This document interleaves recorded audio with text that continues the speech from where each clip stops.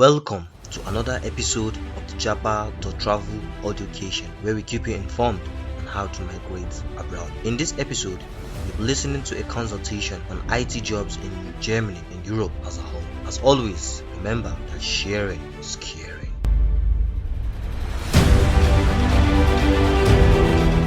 So, what's going on, guys? Today, we will be talking about IT jobs in Germany and also in Europe. Generally, the focus of course would be on Germany, but most times what applies to Germany or what happens in Germany applies to many other European countries. So this could also serve as a sort of reference to what you can obtain in other locations in Europe. I'm hoping a friend of mine is going to join today, and we will be talking about IT jobs in Germany. So, what are the requirements? What kind of skills do you need? What does an IT job actually mean? How deep does it go? What is the scope? But also, even more importantly, can you switch from a different field to IT? How easy it is for you to switch? So let's say you have a background in life science, and at some point you developed interest in IT. How easy is it to make this switch? What kind of IT jobs can you find in Germany? Also a very important one that most people like to know about is what are the, salary and stuff like that, Cool. Okay, so William is here today. William, thank you for joining. I'm going to invite you to speak now. Actually, I should invite you to be a co-host. Nice. Yeah. I'm hoping this session would last for 30 minutes max. I like to keep it short, especially for people who listen to the replay, so they can listen to the replay then. Yeah, so Williams, how are you doing, man? I think you should unmute yourself. Hello. Hi, Williams. Can you hear me? Yeah, I can hear you perfectly well. How are you doing? I'm okay, and you? I'm doing good. Well, first of all, congratulations on your graduation. Oh, thank you very much. Yeah, so how did it go? Well, it went well, man. It went well. Okay, cool. I got to know that German public schools doesn't do graduation ceremony. And I was like, wow. It's nothing like me. I completely forgot my convocation day. Like I forgot when it happened. They called my name because some of my friends were telling me that on that day they called my name on the stage, to come get my certificate, award, or whatever, and I was not there. Yo, I had already forgotten that I did a master's. Like I had moved on to the next phase, Yeah, so I completely forgot. But yeah, sorry I couldn't show up. No problem. Yeah. Okay.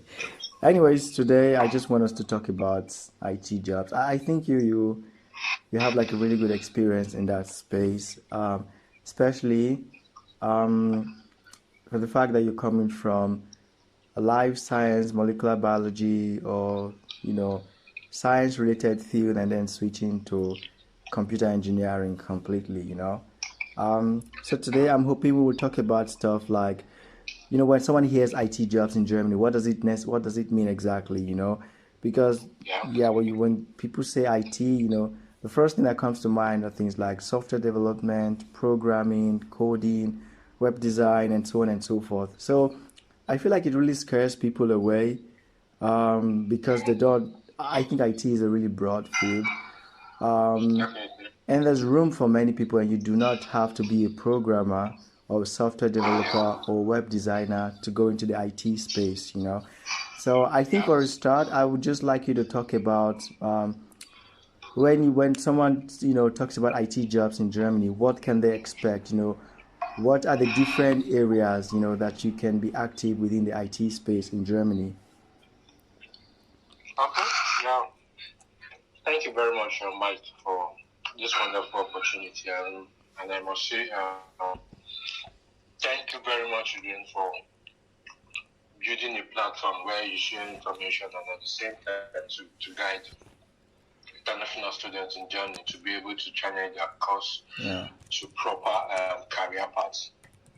No Well, problem. my own experience, I would want to use my own case study. Maybe from there, it might share more light on the bigger picture. Definitely, Well, definitely. yeah. First and foremost,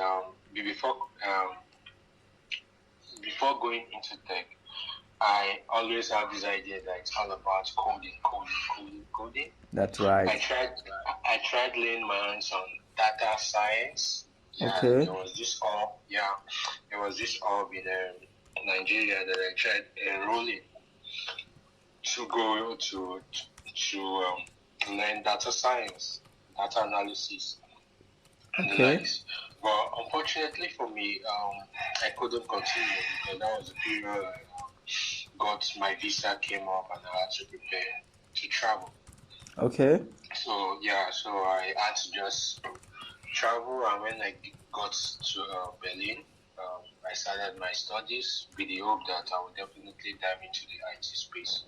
So general knowledge, people have this general mindset that it's quite difficult to break into tech and the likes, the hard work and everything, but I see it as a sector that anybody from any field can possibly break into tech.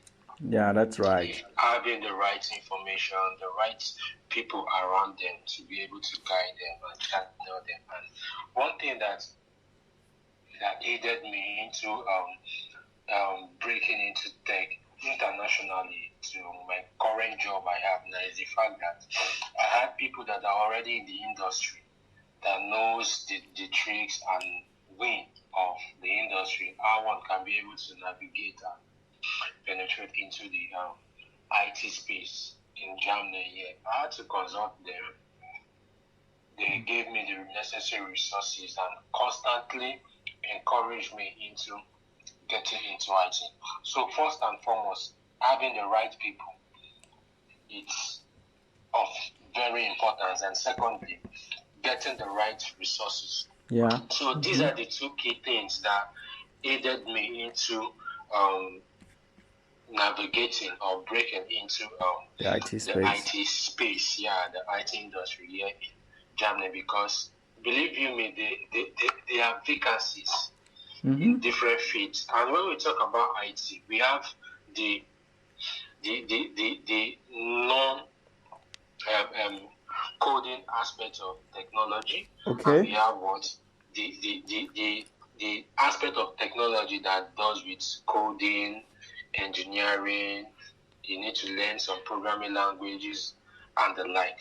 So I would want to mention the non-tech jobs or the non-tech roles in the tech industry that newbies that are looking forward to break into tech can do that doesn't require any form of coding. Okay. One, IT support or tech support. This role is all about you responding to your clients, trying to set up their email ID whenever they have issues with to reset their passwords. Okay. You tend to attend to them. You reset their passport. Okay. Also, when they are having issues to maybe getting access to one of your maybe tools that the company is using, as the IT support in the IT department there, you have admin rights or admin access to every tools that is being used in the company, ranging from Slack to Zoom, your Google Workspace. You know, on Google Workspace there are several applications that each employee can be able to get access in as much as they have a working Gmail ID account. Okay. So these tools as an IT support, you have admin rights to be able to manage every employee's account, ranging from Slack Okta is a tool for identity access management, whereby it is to be able to identify each employee that is working and utilizing every application on the cloud. You understand? So you have this right to be able to grant access to every employee to be able to access these applications depending on which is necessary for the department in the company. So Because this yes, yeah. okay, so this is like one of the non-coding IT job that someone who Yes, does not have a strong background in IT can and easily actually, jump yeah, into, right? definitely, definitely, definitely. Okay, okay. So secondly, there's user experience and user interface design, product design. That one you just need basic design skills. You don't So need coding. designing. Yeah, designing. You see this user interface like this Twitter design that you are seeing now that you are looking. It is the work of those designers to be able to give us such design. All what we are seeing, what we are using, all this button you are seeing, it is the work of those in the UI and UX department, and they also work hand in hand with product designers, product managers to be able to come up with this creative concept, so Okay. that their aim is to ensure that the users have a good user experiences, a smooth experience when operating their app or when they are utilizing their app on their website. Okay. And easy and smooth access. Okay. That is that. Then thirdly, we also have customer support engineer. This has to do with trying to be able to support each employee's clients. Okay. I think this is peculiar with sales. Customer support engineer, they will work with the sales department. Once the sales are able to get these clients, they transfer them towards the customer support engineer to be able to check up on them, to know how far their experience with the company, their sales, their marketing, their products, and whatever services they are being rendered. And if these clients are having issues with one or two products or features on the company's site or the company's app, these are the persons, that's the customer support engineers, these are the persons they run to.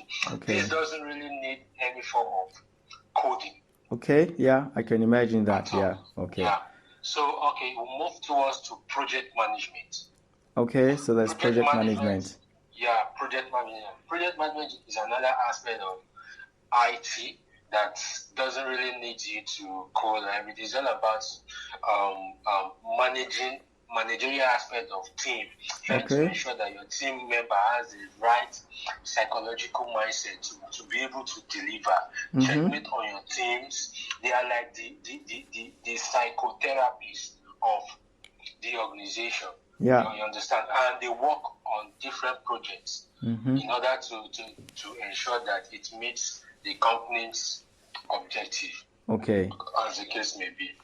Okay. Also, there is a Scrum Master. Yeah, Scrum expert. Also, this also it's just like a certification that also they're a little bit different from the project managers. But then, for one to be able to be a good Scrum Master, he or she should have a knowledge or a little experience about project management. Okay. Yeah, And what does this entail? Yeah, for these Scrum Masters, there are different certifications. Okay. That you just need to enroll. Like they have this .com. Could you say that again? I lost you for a second. .com. Yeah, they are an establishment that also tutor people. You have to pay a certain fee, tutor you for like 2-3 days, give you the necessary resources, then you sit for the exam. Okay. If you pass, fine. Then with that certification, it will boost your resume to be able to start looking for job in Okay. the area of Scrum and Masters. Okay. Understand? Or as a certified Scrum professional.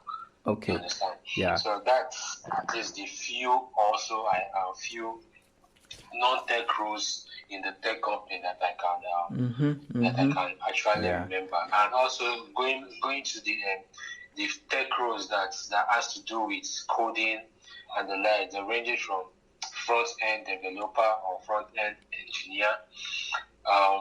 Part of the you need to learn various programming languages ranging from HTML, CSS, and JavaScript. Yeah, I guess there are like so many more of those. Yeah. Yes. You need to for you to have like a well-to-do hands-on experience. You have to be able to have executed maybe your own personal project, create projects with these languages, and you need to learn and know this. Yeah.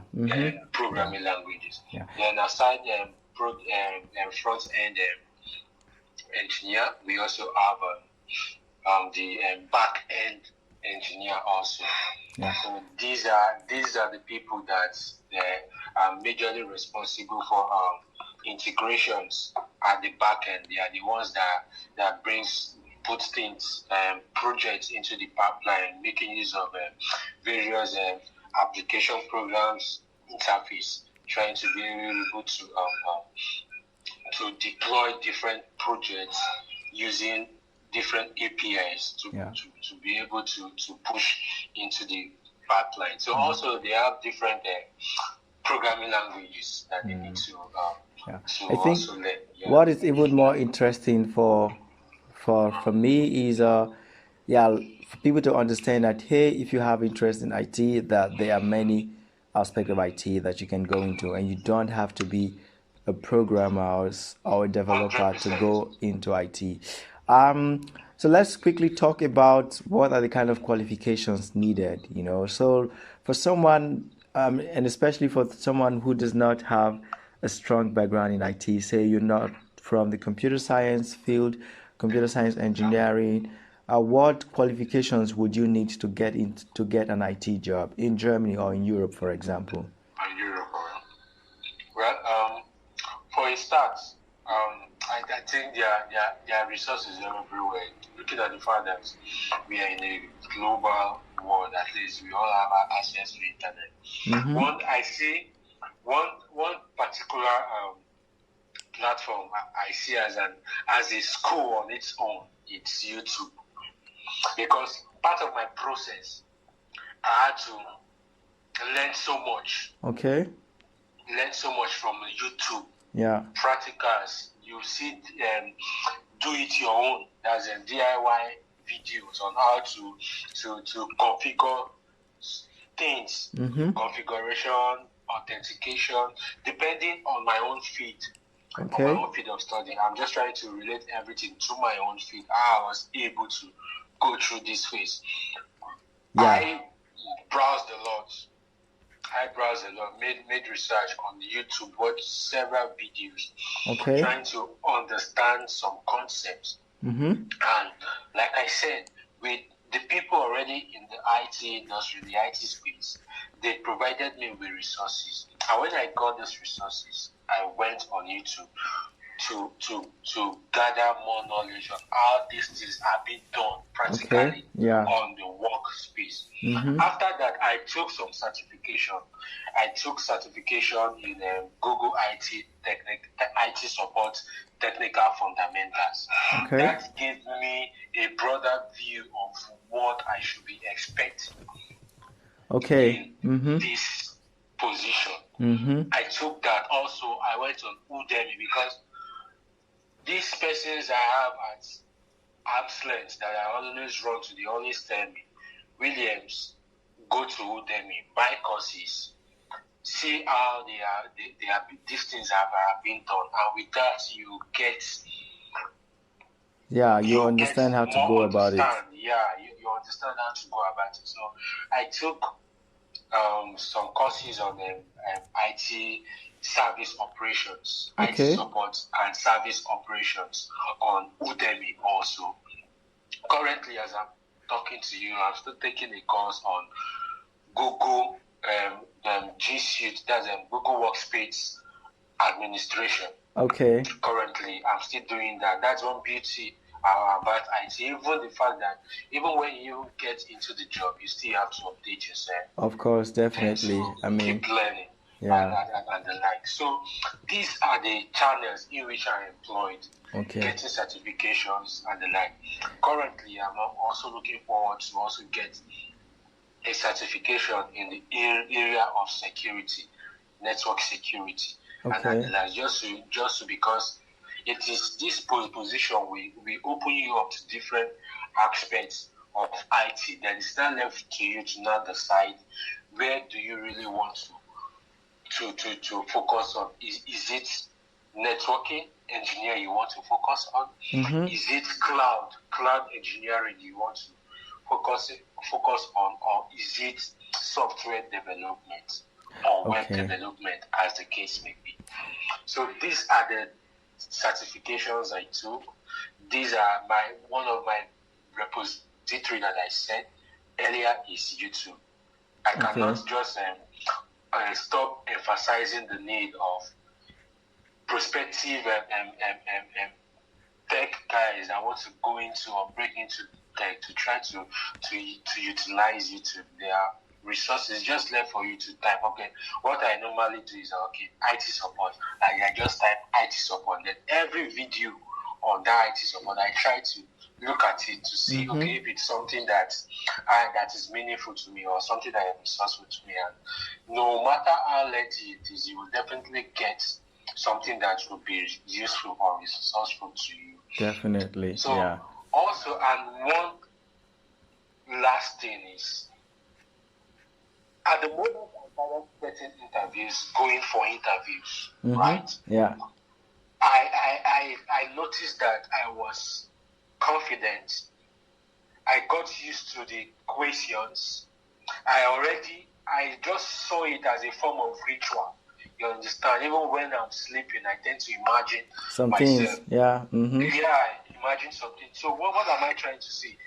Despite all these parts or these examples I've mentioned, that okay, these are the parts you're able to get to learn or break into tech. Even the interview process, the more you get interviews, the more you improve at Yeah, definitely. each It's like you interview. learn You get to for know, each yeah, interview, you learn more stuff. learn, You get better. yes, you Yeah. learn more stuff, and it got to a point that I was like, man, sometimes I don't really need to prepare much. It is not like I was overconfident, but it was just like that anxiety, that fear. It's not there Wasn't anymore. there Yeah. anymore because I already know, okay, it's going to look like from A to B, from B to C, and C to D. Yeah. So Yeah. that was it. But then, I can't keep mentioning all these things without trying to put it out there. Okay, my other side of experience as to the challenges that I have. One, there were times that I gave up.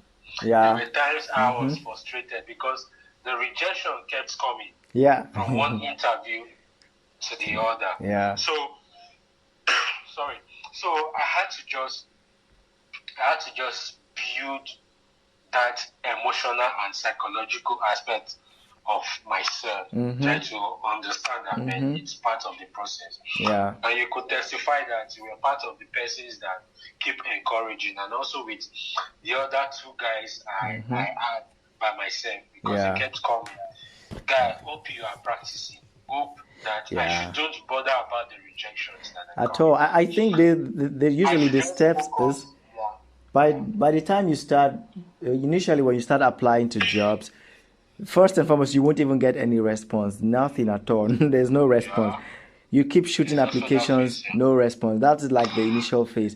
Then the next phase is like you break through, you get one response, and then you be like, wow, okay, I got a response, and then you speak you get the response, and usually in Germany is like you first get a telephone call, let them just talk with you and listen to this person. What does he sound like on the phone? How do they talk?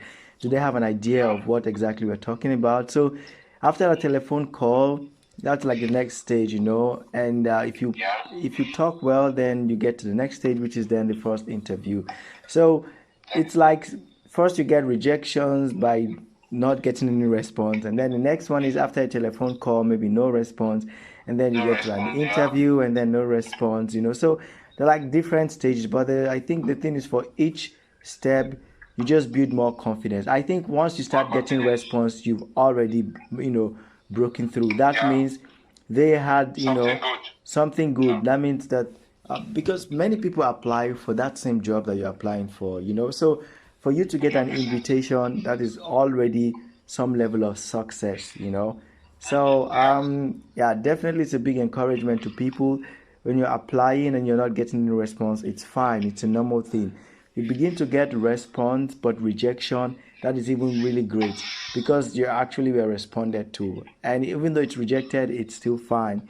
The next stage you start going to interviews and you still get rejection. That is even great because now you're like already getting into the space, you're meeting people, you're talking with them. But I guess we will talk more about this maybe in a different session. Before we round up, I just wanted you to talk a bit about do the companies that you apply to, do they need any form of qualifications from you? Like let's say, okay, you need to have this degree, you need to have this qualification, this certification. Do they ask some stuff like that? Because I imagine someone like you coming from, the health background, then into the IT space. How was it like? Did they say, okay, you don't have the right qualification, you need to have a qualification in computer science, you can't come with the masters from this, and then how was it like for you? Okay.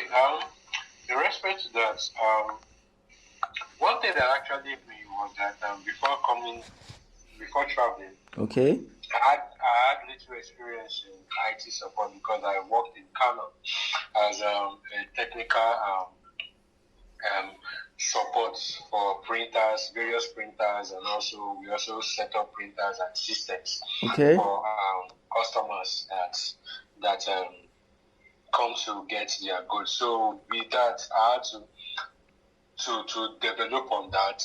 Okay. Try to add all those technical experience That you learned. in my CV. Yeah. And also with the fact that I already knew the kind of tools that these complaints are being used on their day-to-day basis. I tried to learn them, make research on them, took certifications on them, and I also utilize YouTube. I'll keep talking about YouTube. Okay. So I kept reviewing different job posts on LinkedIn Okay. to know, okay, what are these employers looking at for? What are the key skills that they're looking for? Are they looking for? Okay, what skills, what experience in so tools?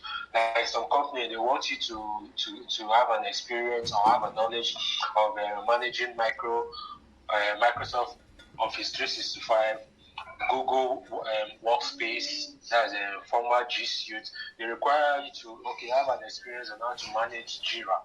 They also require to also have an experience or knowledge to do what manage Confluence. Okay. Both tools are Atlassian's products. Okay. So once I was able to review different job posts, I had to do what? Go back to my drawing board. Did my assignment by trying to do what? Get hands-on knowledge. And also try to navigate through it to be able to understand what these tools are being used for. So it's not left to me to do what? Convince my employers or my interviewers that I have the knowledge and experience. And you can deliver on that. And I can deliver on that. One thing I get to understand, sometimes it's not necessary. They don't necessarily look about whether your degree is reflecting that you're from. Okay. You have a degree in computer science. No, they just want to see, especially for entry level positions. Okay, this is really good to know. Especially for entry level positions, the Okay. interviewers or the employers or the technical guy, they just want to know that you have an experience of what happens Yeah. in Okay. that in that role. Okay. You know what you are coming in for, from the description and also the tools they mention on the job post. Okay. You understand? That's what they want to see. All right. Okay, guys, thank you for tuning in. We'll be wrapping up soon. But before we go, I will just give like an overview of what we've talked about so far. And if there's someone who has a question for Williams or for myself, feel free to request to speak, and I will let you ask a question. So today, we talked about what are the different kind of IT jobs that you can do abroad in Germany, for example, using Germany as an example. So most times when you hear IT, you feel like, okay, you have to be a programmer, you have to be a software developer, you have to study computer science, but that's not the case. So there are other roles that you can take within the tech space, like IT support. You could be a designer, you could be a project manager, you could also help with customer support, for instance, that you do not necessarily need programming skills. William also gave insight about some of the tools or resources that you can use. But what's even more interesting is the fact that you do not necessarily have to have a degree in maybe electrical engineering or computer science or computer engineering. But if you have the relevant experience, the relevant skills, and you can prove this to the company, then you have a really good shot of switching from whichever field that you currently are now to the IT field in Germany. So that would be all for today. It was a short session, but I hope you could find one or two relevant meanings to these. We could not cover the areas of salary and then give some examples of companies and stuff, but hopefully we can talk about this in another session. So, Williams, I'd like to thank you very much for your time today. You're welcome. It was really helpful. I'm hoping we would have this session again where we can actually go into more details and more specifics and talk about, some areas to look into and also the salaries and stuff like that. But until the next time we meet, guys, thank you very much for tuning in. Feel free to retweet this if you found it relevant so it can reach out to people. Otherwise, enjoy the rest of your evening, your afternoon, your morning, wherever you're tuning in from, and we will speak again soon. All right then. Thank you guys and enjoy the rest of your time. And you too, bye. All right. Thank you for listening till the end. Let us know if you have any questions. Our contact details are in the description. Remember to share because you care.